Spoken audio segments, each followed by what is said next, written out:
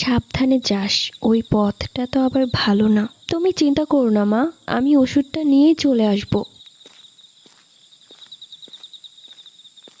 একা একা কোথায় যাওয়া হচ্ছে?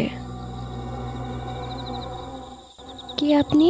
কবরস্থানের পাশের বড় বটগাছের পেছন থেকে বেরিয়ে এলো সুদর্শন পাঞ্জাবি পরা টকবগে যুবক। আমার নাম কাইফ, আমি এই গাঁয়েই থাকি। ও আচ্ছা, আপনি কি আমাকে চেনেন? জি, আপনার নাম ইনায়া। আপনি এখান থেকে দুবাড়ির পরের বাড়িতে থাকেন। তা বেশ ভালোই তো আমাকে চেনেন দেখছি। তা আপনি কোন বাড়িতে থাকেন? আমি এখান থেকে একটু সামনেই থাকি। ছোট থেকে আমি এই গ্রামেই বড় হয়েছি, এখানকার সবাইকে চিনি আমি। আপনি কোন বাড়িতে থাকেন বলেন তো, তাহলে দেখি আপনাকে চিনি কিনা। আপনি কি ভুলে গেছেন যে আপনার মা আপনাকে ওষুধ নিয়ে তাড়াতাড়ি বাড়িতে যেতে বলেছিল? ও হ্যাঁ, নয়তো মা তো চিন্তা করবে। আচ্ছা আমি যাই। এরপর ওষুধ নিয়ে বাড়ি যাওয়ার পথে একটা কথা আমার খটকা লাগলো।